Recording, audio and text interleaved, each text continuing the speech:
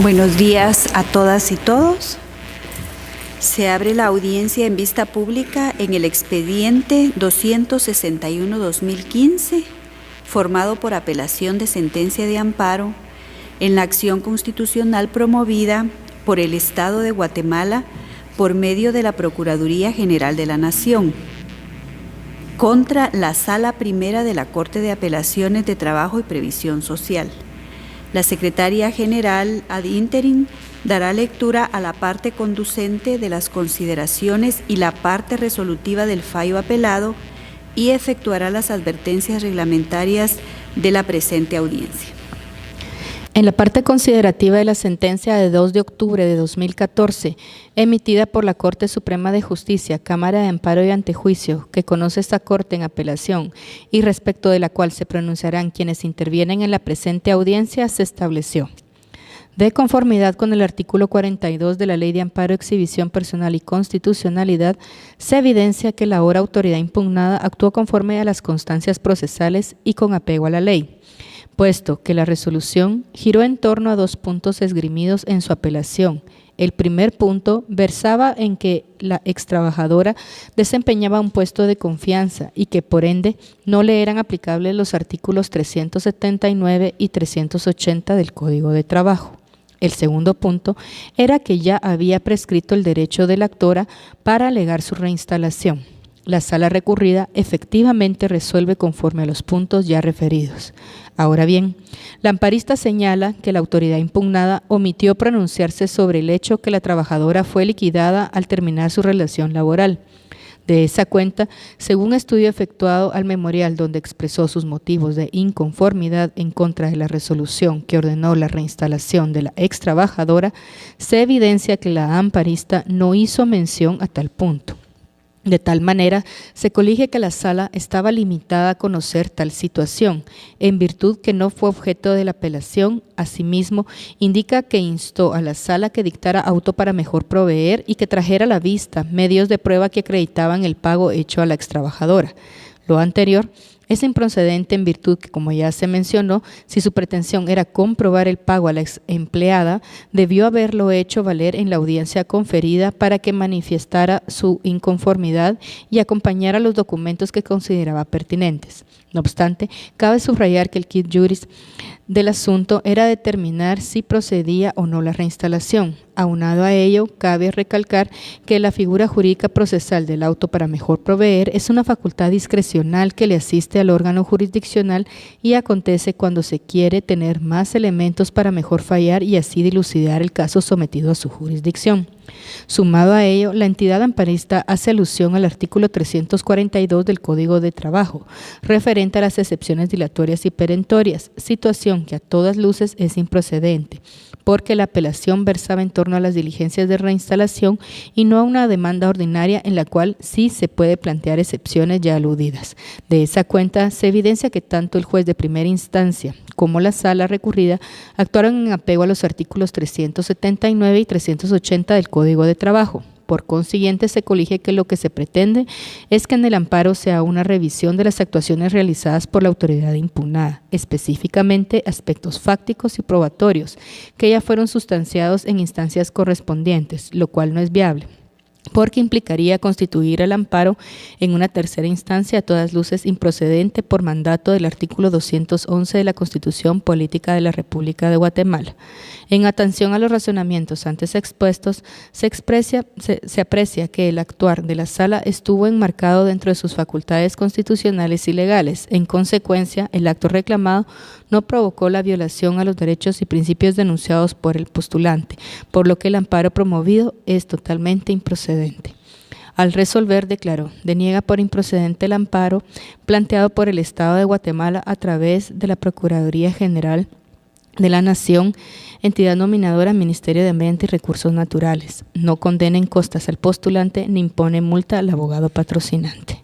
De conformidad con lo establecido en el Acuerdo 1-2013 de esta Corte, se hace de conocimiento de quienes intervendrán en la presente audiencia que para hacerlo cuentan con un tiempo de 15 minutos, el tiempo en el cual deberán expresarse sobre la existencia de agravios o no que les ocasiona el fallo recurrido.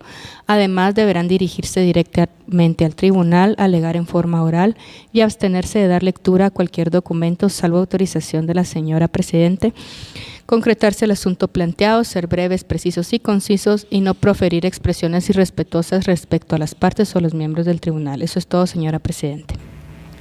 Puede hacer uso de la palabra el apelante, Estado de Guatemala, por medio de la Procuraduría General de la Nación, a través del mandatario judicial especial con representación, abogado Héctor Fernández Juárez Mejía, quien comparece con su propio auxilio. Muy buenos días, honorables magistrados, buenos días, colegas, público presente y autoridades de la Corte.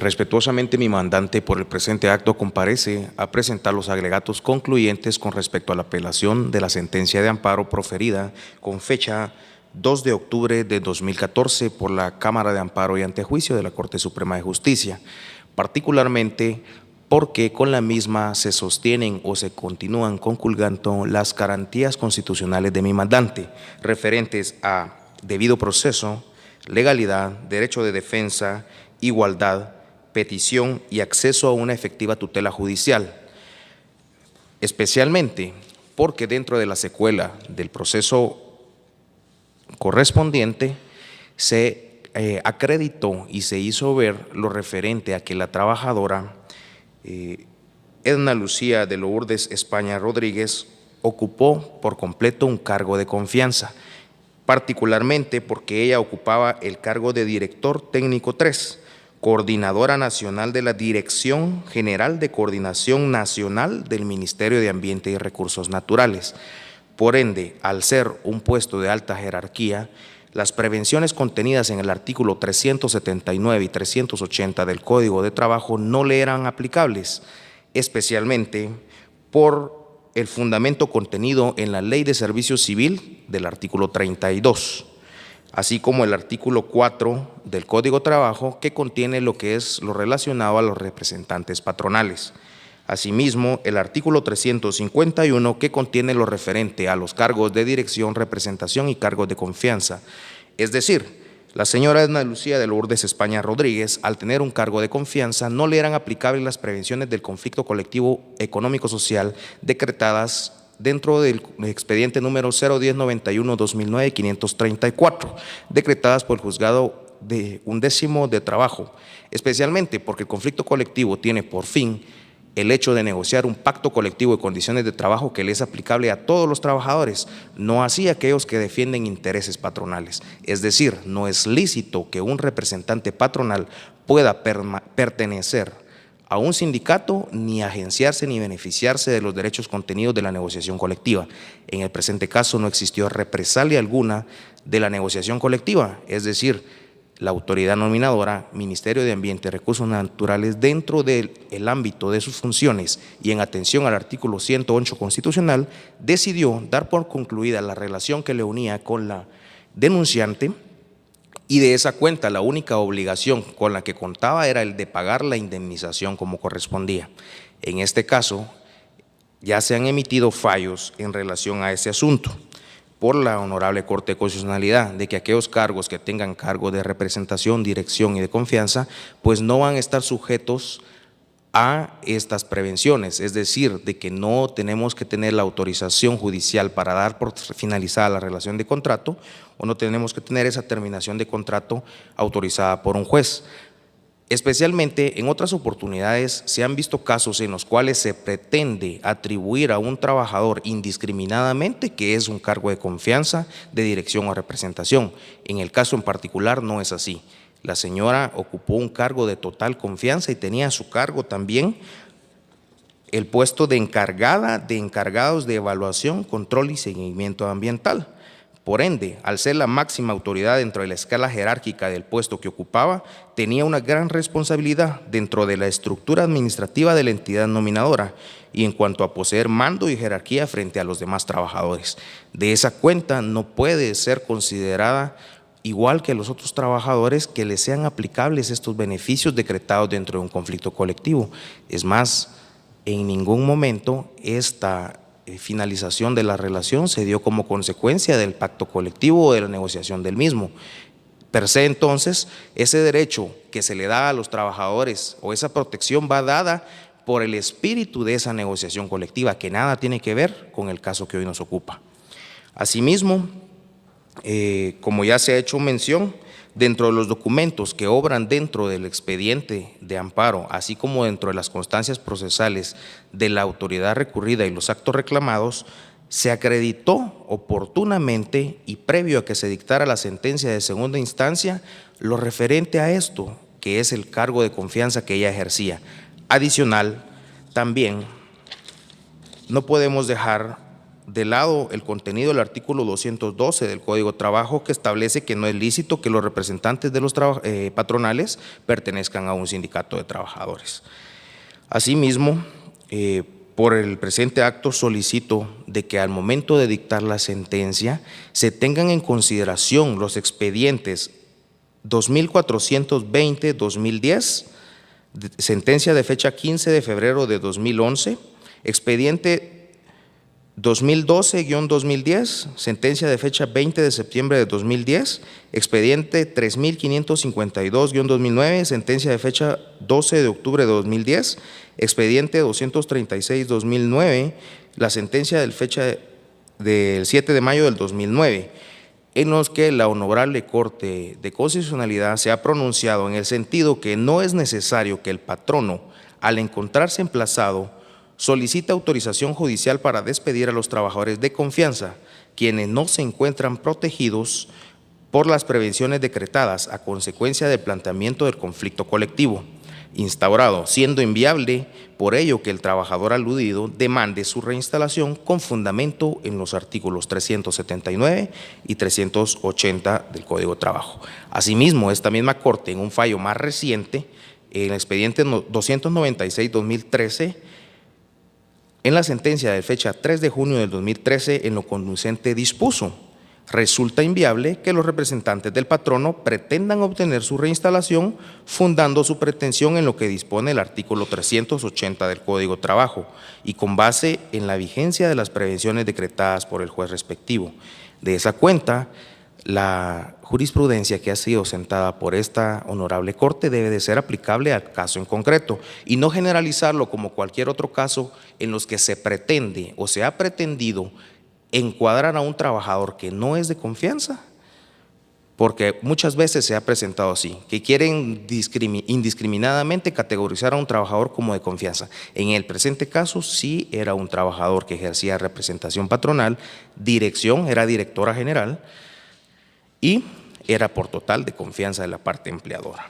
Asimismo, otro de los motivos por los que se presentó la apelación es que la sentencia de la Corte Suprema de Justicia no fue emitida observando en conjunto las actuaciones de la autoridad reclamada, especialmente porque la autoridad reclamada emitió el fallo de segunda instancia sin analizar y sin considerar el hecho que le había prescrito a la demandante la acción, es decir, que ella había presentado su solicitud fuera del plazo que establece la ley, fuera del plazo que contiene el artículo 260 del Código de Trabajo, pues la relación concluyó el 13 de enero del 2012 y presentó su demanda hasta el 3 de agosto del 2012, es decir, que transcurrió en demasía el plazo con el que contaba para poder acudir a solicitar su acción.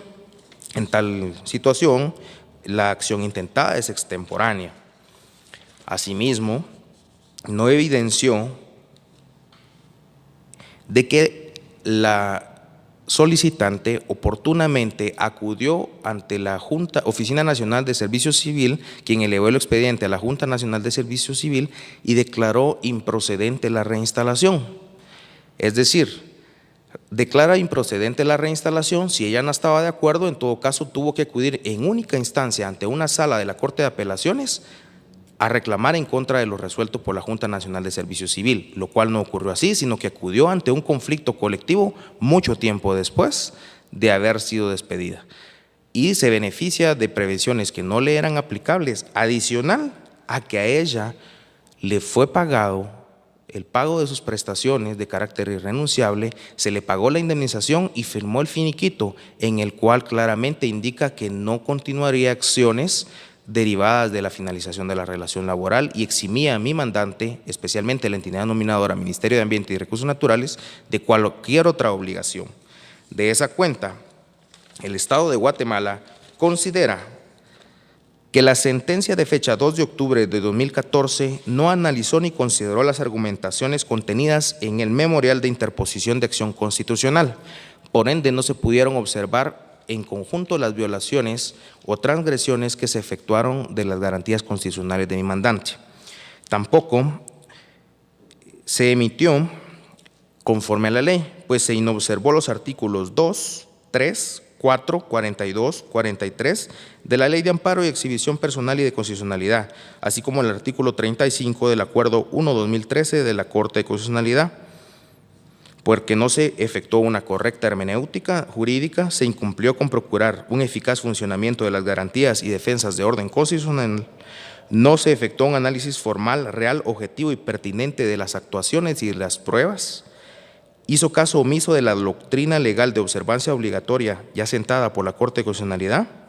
En la parte considerativa no hizo mérito de los derechos fundamentales, de los principios constitucionales aplicables y de todos aquellos que formal, real y objetivamente fueron acreditados fácticamente dentro de la secuela de todo el proceso, especialmente los documentos que obran dentro del expediente correspondiente a los nombramientos, en donde consta que ella ocupó el cargo de Coordinadora Nacional Interina de la Dirección General de Coordinación Nacional del Ministerio de Ambiente y Recursos Naturales, que ella era la encargada de la coordinación, de los encargados de evaluación y control y seguimiento ambiental, y de que dentro de las funciones que ella tenía era el tener bajo su cargo y supervisión a los encargados de evaluación, control y seguimiento ambiental de cada delegación departamental del país. Es decir, que de esa cuenta, si no se analizaron estos documentos con los que se acredita que fácticamente y realmente sí era representante patronal, todo el proceso se dio en completa vulneración a las garantías constitucionales. Al igual que se acreditó antes de que se dictara la sentencia de segunda instancia, lo referente a la prescripción y a los pagos alegados, por lo que no podría ser viable que ahora se pretenda nuevamente beneficiar de una reinstalación cuando ella firmó un finiquito, ya se le pagó. ¿Cómo van a quedar estos salarios? ¿Cómo van a quedar este dinero de indemnización y prestaciones irrenunciables que ella ya obtuvo? No puede beneficiarse dos veces, no es moral ni éticamente legal que se haga de esa forma. Únicamente, muchas gracias. Puede hacer uso de la palabra la tercera interesada, Edna Lucía de Lourdes España Rodríguez, quien comparece con el auxilio del abogado Rivera Aquino. Ambos pueden hacer uso de la palabra en tiempo compartido. Muy buenos días, honorables señores de la Corte. Es muy interesante poder estar con ustedes aquí el día de hoy y verdaderamente complejo para mí en este proceso. Lo que dice el abogado en el respecto a que yo tenía un cargo de confianza, yo quisiera pedirles permiso, si ustedes me lo pueden dar, de leerles los términos de referencia de mi contratación. No me los sé de memoria. Entonces, pero ahí está explícitamente que mi cargo era técnico. La verdad es que el tema de las plazas en el Estado, y cuando usted ha pasado, en mi caso, casi 11 años en el Ministerio de Ambiente, con varios contratos, 029, 022, 021, 89, y que por el proceso de trabajo que uno ha desarrollado, le den a uno pues la oportunidad de mejorar, sobre todo en uno como mujer, que pueda mejorar su salario, sus ingresos, es además por un reconocimiento en lo que usted ha logrado en el ministerio o en cualquier puesto de trabajo, verdaderamente ha sido para mí algo importante. Y eso fue lo que sucedió. La plaza de director 3 era la plaza que podía cubrir un salario de 0.22 y en el cual me aseguraba a mí también el haber por 9 años de trabajo, 11 años de trabajo, porque yo estuve fuera del ministerio un año.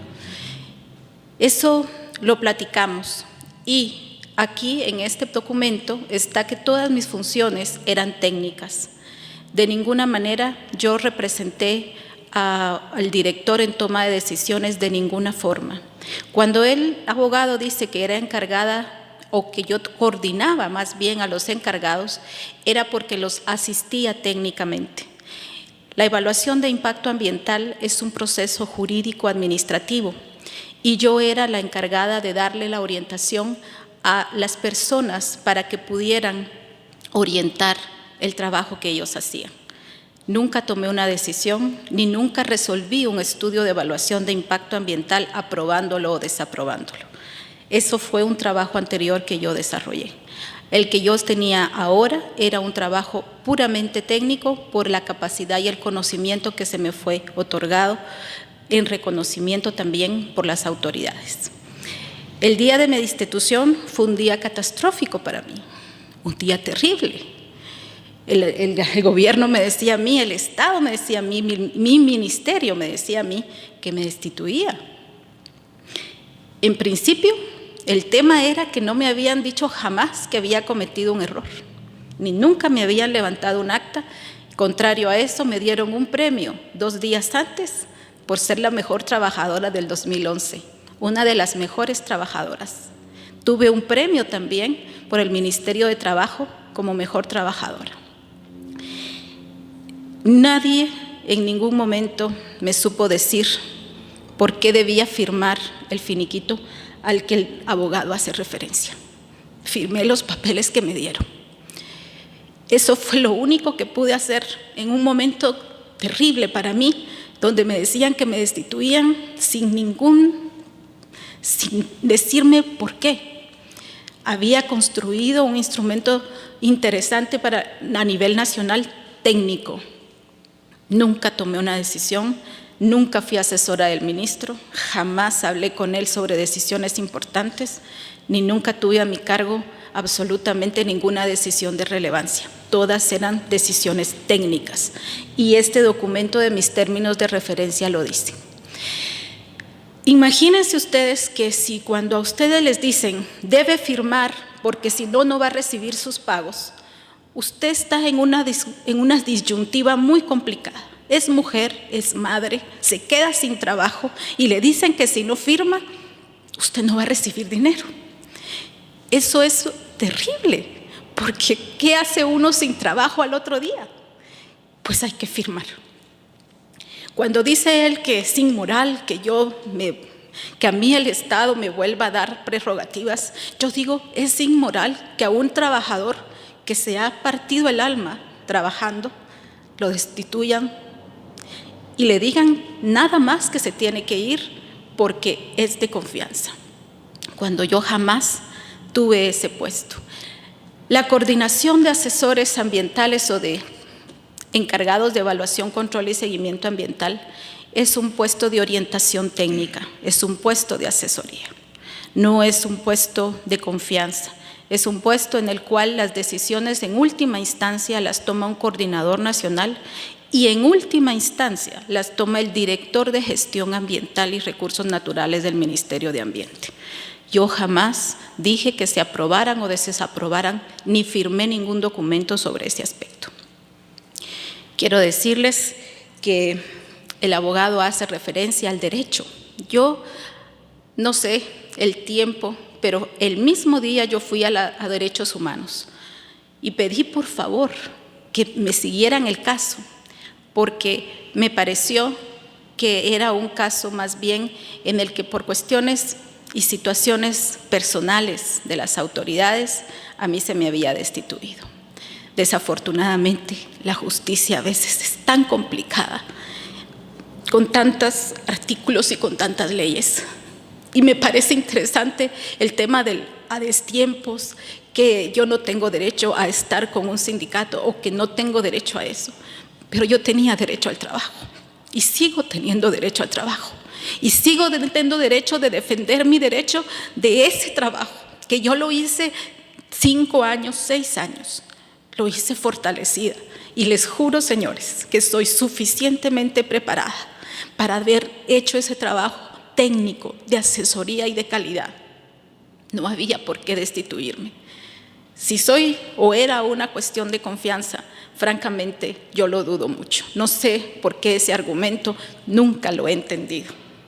Yo les voy a agradecer mucho que, a pesar de que yo no puedo hablar con palabras técnicas o de leyes, porque mi profesión es agronomía y mi especialidad medio ambiente, quiero decirles que yo tenía las calidades para ser técnica y mi derecho al trabajo lo estoy defendiendo. Cuando yo hice mi alegato en servicio civil, estaba segura que iba a ganarlo. Y sin embargo, las cosas no fueron así. Así que seguí luchando y sigo pidiendo el día de hoy a ustedes, por favor, hagan justicia a un derecho que me asiste y me asiste de verdad, porque yo soy una mujer que ha trabajado duro y fuerte siempre. Muchas gracias.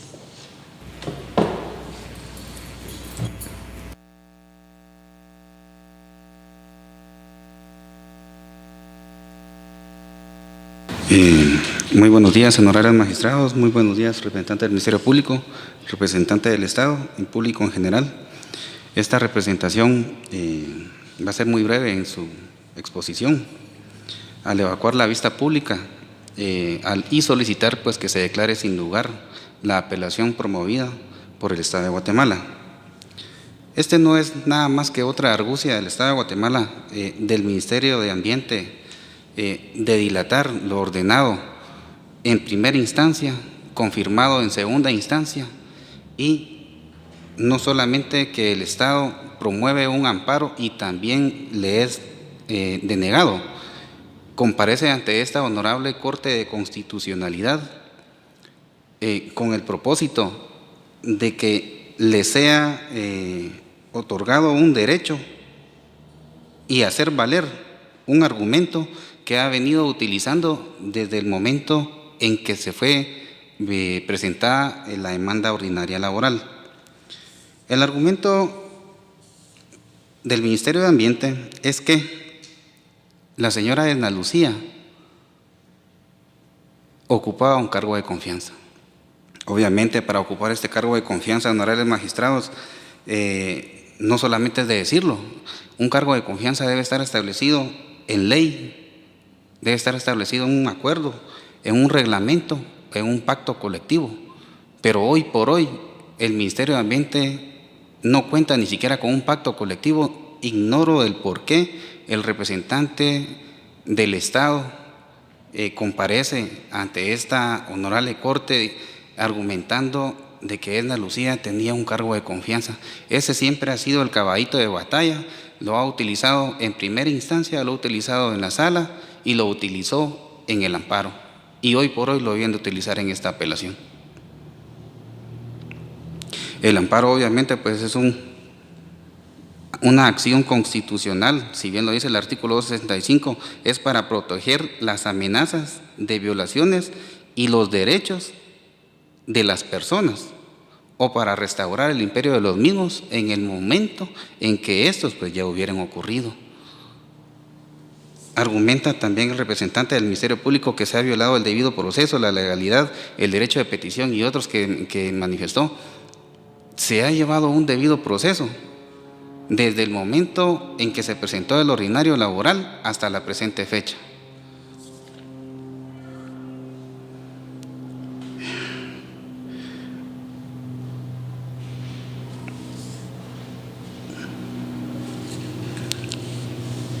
Podría decirse que es imposible que un juez se equivoque, que una sala se equivoque, que la Corte Suprema de Justicia se equivoque y que solo una persona tenga la razón. Lo que venimos a pedir en este momento, honorable Corte de Constitucionalidad, es que se haga justicia que se declare sin lugar la apelación promovida por el Estado de Guatemala, ya que, como bien se dijo, es una argucia más de no cumplir lo ordenado, lo confirmado por una sala de la Corte de Apelaciones. A la presente fecha, la señora Edna Lucía ya ha comparecido más de 4 veces a tomar posesión al Ministerio de Ambiente, y dicho ministerio no le da posesión, argumentando que el Estado de Guatemala presenta un recurso de nulidad que está pendiente de resolver. Apelan al recurso de nulidad, que promueven un amparo, a pesar de no habérsele otorgado el amparo provisional, tampoco le dan posesión, y ahora argumentan esta apelación que está hoy acá con ustedes. Motivo por el cual, pues, para ir finalizando, solicito pues que se tenga por evacuada la vista pública que se nos fuera conferida. 2, que se declare sin lugar el recurso de apelación promovido por el Estado de Guatemala, que se confirme el auto apelado, y 4, que se imponga una multa al abogado patrocinante del amparo y de la presente apelación. Únicamente, honorables magistrados. Puede hacer uso de la palabra el Ministerio Público a través de la agente fiscal Verónica del Carmen Mazariegos Herrera. Muchas gracias, señora presidenta. Señores magistrados, muy buenos días, partes procesales aquí presentes y demás público. Igualmente, buenos días. El Ministerio Público comparte la sentencia de fecha 2 de octubre de 2014 dictada por la Corte Suprema de Justicia, Cámara de Amparo de Antejuicio, mediante la cual deniega el amparo solicitado por el Estado de Guatemala a través de la Procuraduría General de la Nación. Hace mención de lo resuelto por la Sala en cuanto a los puntos expuestos en apelación por el ahora amparista, tomando en cuenta que toda institución que se encuentra emplazada tiene por obligación solicitar la debida autorización judicial para realizarlo. Asimismo, resuelve sobre el hecho que aduce el interponente del amparo en cuanto al pago de las prestaciones laborales a la parte actora que solicita la reinstalación, indicando que ese punto en ningún punto fue expuesto en su memorial contentivo. Y en ese sentido, la sala está limitada solo a resolver sobre lo que se está peticionando. Asimismo, alega la prescripción y se fundamenta debidamente la sala en cuanto a, de acuerdo al artículo 260 del Código de Trabajo, no procede la prescripción toda vez que no se están reclamando prestaciones laborales, sino que es objeto concreto del caso una reinstalación.